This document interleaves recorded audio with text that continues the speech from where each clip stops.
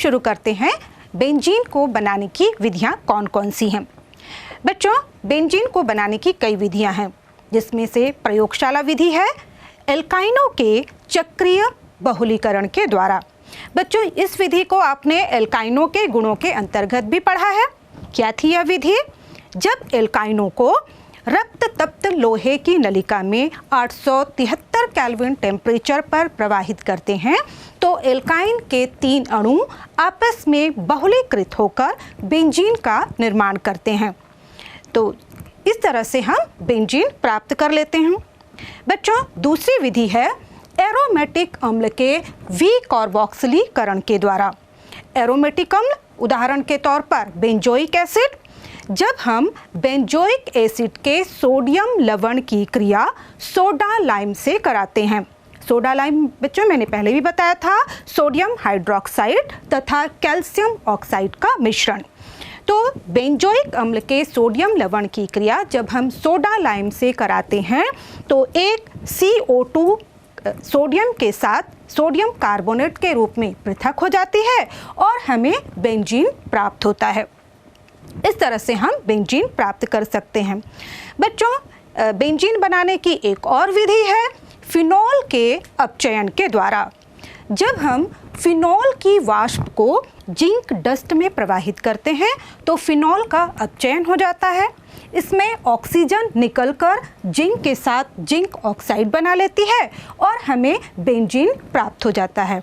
इस तरह हम 3 विधियों के द्वारा बेंजीन प्राप्त कर सकते हैं। एरिनो के भौतिक गुणधर्म। बच्चों, एरोमेटिक हाइड्रोकार्बन अध्रुवीय होते हैं। सामान्यतया विशिष्ट गंध युक्त रंगहीन द्रव या ठोस होते हैं। ये जल में अमिश्रणीय हैं तथा कार्बनिक विलायकों में विलेय होते हैं। ये कज्जली स्टूडी लौ के साथ जलते हैं। नेप्थलीन की गोलियों से तो आप परिचित ही हैं। इसकी विशिष्ट गंध तथा शलभ प्रतिकर्षी गुणधर्म के कारण इसे कपड़ों को सुरक्षित रखने के लिए तथा टॉयलेट में उपयोग में लाया जाता है। बच्चों, अब हम बेंजीन के रासायनिक गुणों को जानेंगे। बच्चों, एरिनो में इलेक्ट्रॉन स्नेही योगात्मक अभिक्रिया इनका मुख्य लक्षण होता है। यद्यपि इनमें द्विबंध उपस्थित होता है, लेकिन फिर भी ये सामान्य परिस्थितियों में योगात्मक अभिक्रियाएं नहीं देते हैं, बल्कि ये इनमें प्रतिस्थापन अभिक्रियाएं बहुत ही आसानी से होती हैं। इनमें नाइट्रीकरण, सल्फोनीकरण, क्लोरीनीकरण, एल्कलीकरण तथा एसिलीकरण ये विभिन्न प्रकार की प्रतिस्थापन अभिक्रियाएं देते हैं। उदाहरण के तौर पर हम देखते हैं नाइट्रीकरण।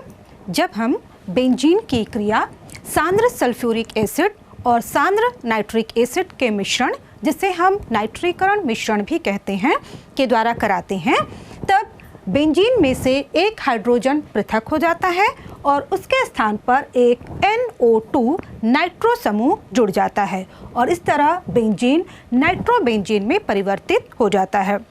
इसी तरह बच्चों, यदि हम बेंजीन की क्रिया सांद्र सल्फ्यूरिक एसिड के साथ कराते हैं तो बेंजीन के एक हाइड्रोजन का प्रतिस्थापन सल्फोनिक समूह SO3H के द्वारा हो जाता है और हमें बेंजीन सल्फोनिक अम्ल प्राप्त होता है।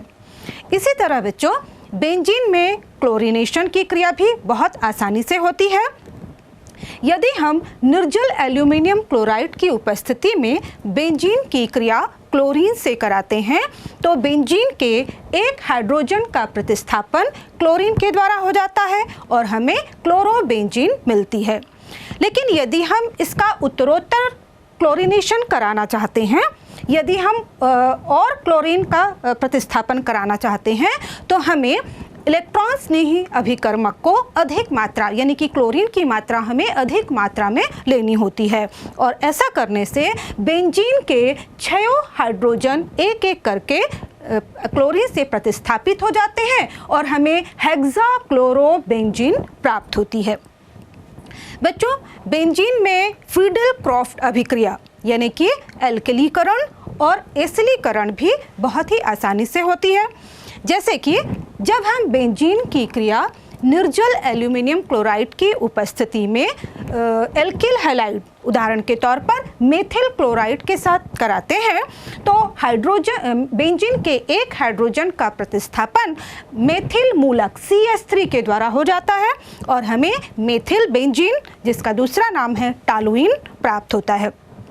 इसी तरह से यदि हम बेंजीन की क्रिया एसिल क्लोराइड यानी कि CH3COCl के द्वारा निर्जल एल्यूमिनियम क्लोराइड की उपस्थिति में कराते हैं तो बेंजीन के एक हाइड्रोजन का प्रतिस्थापन एसिल समूह CH3CO के द्वारा हो जाता है और हमें एसीटोफिनोन प्राप्त होता है। बच्चों, ये सारी अभिक्रियाएं यानी कि नाइट्रीकरण, सल्फोनीकरण, क्लोरीनीकरण, एल्कलीकरण और एसिलीकरण किस प्रकार से होती हैं, ये सभी इलेक्ट्रॉन्स ने ही प्रतिस्थापन अभिक्रिया का उदाहरण है। आइए अब हम इसकी क्रियाविधि को और अच्छी तरह से समझते हैं। बच्चों, हमने बेंजीन के नाइट्रीकरण अभिक्रिया को जाना जो कि इलेक्ट्रॉन्स ने ही प्रतिस्थापन अभिक्रिया का उदाहरण है, जिसमें हमने देखा कि जब बेंजीन की क्रिया सांद्र नाइट्रिक अम्ल तथा सांद्र सल्फ्यूरिक अम्ल से कराते हैं तो हमें नाइट्रोबेंजीन प्राप्त होती है।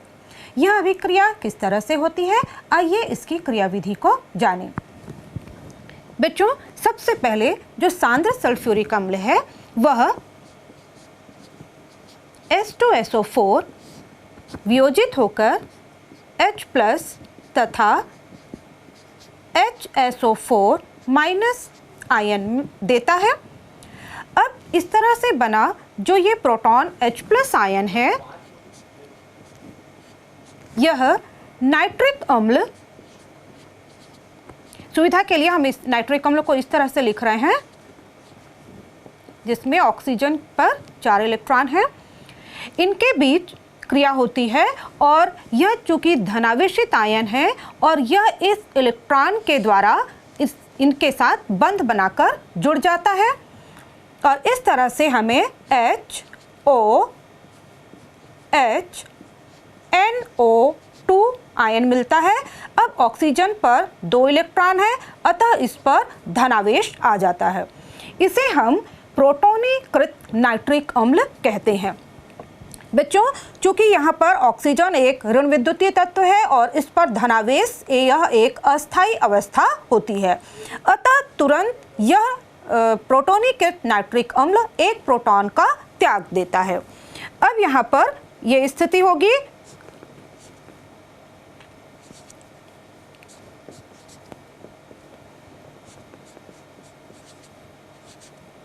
यहाँ से ऑक्सीजन नाइट्रोजन का बीच जो इलेक्ट्रॉन जोड़ा है वह पुनः ऑक्सीजन की तरफ शिफ्ट हो जाएगा और यहाँ से NO2, चूँकि यहाँ पर NO2 से इलेक्ट्रॉन शिफ्ट हो गए हैं इसलिए यहाँ पर NO2 पर प्लस चार्ज आ जाएगा, NO2+, साथ ही जल का अणु बाहर निकल जाएगा। अब इस तरह से बच्चों हमें NO2+ यानी कि नाइट्रोनियम आयन प्राप्त हुआ है। अब यह नाइट्रोनियम आयन क्या है, इलेक्ट्रॉन्स ने ही अभिकर्मक है। यह नाइट्रोनियम आयन अब बेंजीन रिंग पर अटैक करेगा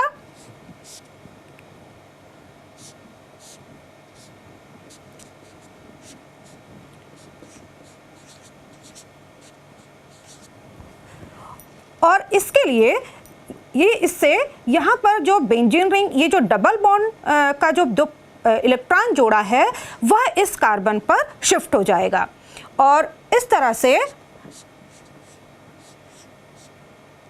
यहाँ पर ऋणावेश आ जाएगा, यह इस कार्बन पर धनावेश आ जाएगा तथा यह नाइट्रो समूह है ना, यहाँ पर एक हाइड्रोजन पहले से ही है, यह नाइट्रो समूह इससे जुड़ जाएगा।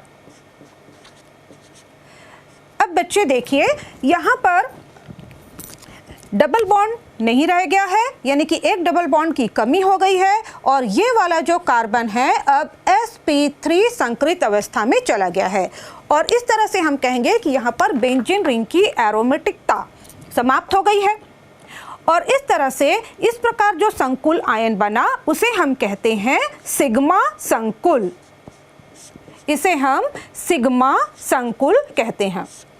और चूंकि यह एरोमेटिकता यहाँ पर समाप्त हो गई है, अतः यह पुनः एरोमेटिकता प्राप्त करने के लिए एक प्रोटॉन का निष्कासन करेगा। तो यहाँ पर हम लिखते हैं यह प्रोटॉन का त्याग किस प्रकार से करेगा बच्चों? पुनः हमने जो HSO4 माइनस आयन यहाँ पर बनेगा उसके आक्रमण के द्वारा, चूँकि यहाँ पर प्रोटॉन ये नेगेटिव चार्ज है इसलिए प्रोटॉन इसकी तरफ शिफ्ट हो जाएंगे और यहाँ पर ये जो इलेक्ट्रॉन जोड़े हैं वो वापस यहाँ पर आ जाएगा और इस तरह से बेंजीन रिंग में पुनः अल्टरनेट डबल बॉन्ड आ जाएंगे। यहाँ पर नाइट्रो समूह जुड़ जाएगा और प्रोटॉन निकलकर पुनः H2SO4 अभिकर्मक को बना देगा। तो इस तरह से नाइट्रीकरण की क्रिया होती है जिसे हम इलेक्ट्रॉन स्नेही प्रतिस्थापन द्वारा समझ सकते हैं। बच्चों, हमने बेंजीन का क्लोरीनीकरण, एल्किलन एवं एसिलन की क्रिया पढ़ी। आइए देखते हैं यह किस प्रकार से होती हैं। बच्चों, हमने देखा कि तीनों ही प्रकार की अभिक्रियाओं में एल्यूमिनियम ट्राइक्लोराइड जो कि एक लुईस अम्ल है, यह मुख्य भूमिका निभाता है। तो देखते हैं यह क्रिया किस प्रकार से होती है। सबसे पहले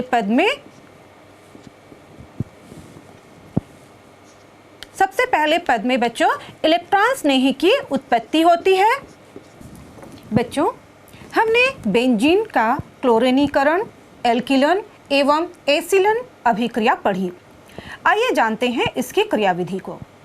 बच्चों, यह तीनों ही प्रकार की क्रियाएं निर्जल एल्यूमिनियम क्लोराइड की उपस्थिति में कराई जाती हैं। यह किस प्रकार से होती है, आइए इसकी क्रियाविधि को जानते हैं। पहले पद में सबसे पहले इलेक्ट्रॉन स्नेही की उत्पत्ति होती है। सबसे पहले हम देखते हैं क्लोरीनीकरण में बच्चों Cl2 में से जो इलेक्ट्रॉन जोड़ा होता है वह किसी एक क्लोराइड पर शिफ्ट हो जाता है और उस पर ऋणावेश आ जाता है, जबकि दूसरे क्लोराइड पर धनावेश आ जाता है। और इस तरह से यह जो क्लोराइड ऋणावेशित क्लोराइड बना उसे एल्यूमिनियम क्लोराइड ग्रहण कर लेता है और हमें एक Cl+ आयन तथा एल्यूमिनियम टेट्राक्लोराइड आयन प्राप्त होता है।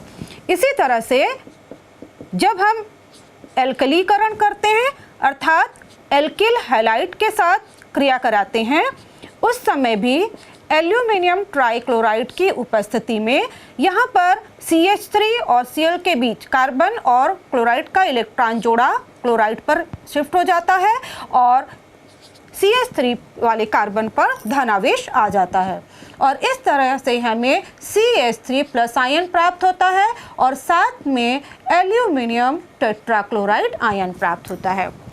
इसी तरह से जब हम एसिलन अभिक्रिया करते हैं उस समय हमारा अभिकारक होता है CH3COCl।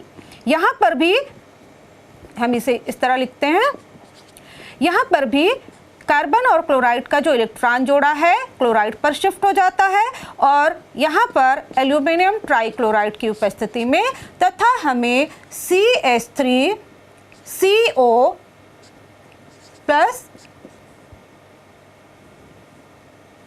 तथा एल्यूमिनियम टेट्राक्लोराइड माइनस आयन प्राप्त होता है, एसिलिनियम आयन। अब बच्चों, यहाँ पर हमें इलेक्ट्रॉन स्नेही की उत्पत्ति हो गई है। अब यह इलेक्ट्रॉन स्नेही क्या करेगा, हम इस सभी को इलेक्ट्रॉन स्नेही के लिए E+ लिखते हैं, ठीक। और इस तरह हम देखते हैं कि ये इलेक्ट्रॉन स्नेही जब बेंजीन रिंग पर अटैक करते हैं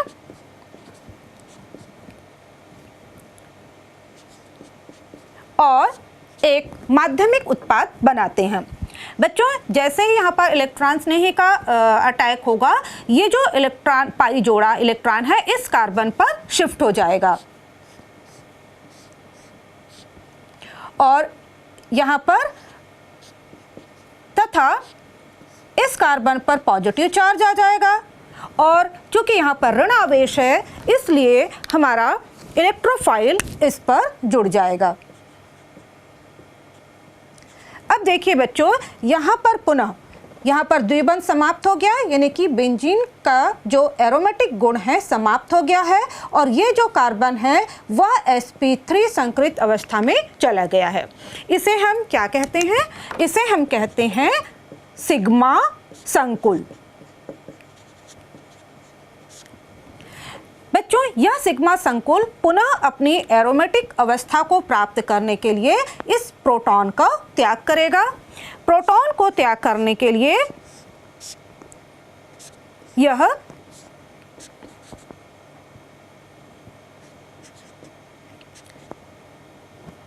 किसकी उपस्थिति में यह त्याग करेगा? बच्चों, यहाँ पर पुनः एल्यूमिनियम टेट्राक्लोराइड माइनस आयन आएगा और का अटैक होगा और यह जो इलेक्ट्रॉन जोड़ा है वह वापस इधर शिफ्ट हो जाएगा और ये प्रोटॉन यहाँ से निकल जाएगा। पुनः हमें द्विबंध यहाँ पर प्राप्त हो जाएगा और जिससे तथा इलेक्ट्रोफाइल जो ये था वो यहाँ पर जुड़ जाएगा। साथ ही जो प्रोटॉन निकलेगा वह ये Cl एक क्लोराइड एटम के साथ क्रिया करके HCl बना लेगा और एल्यूमिनियम ट्राइक्लोराइड पृथक हो जाएगा और इस तरह से यहाँ पर बेंजीन रिंग में क्लोराइड या CH3 मूलक या CH3CO समूह जुड़ जाएगा और यह अभिक्रिया कहलाएगी बेंजीन का क्लोरीनीकरण, एल्केलिनन और एसिलन।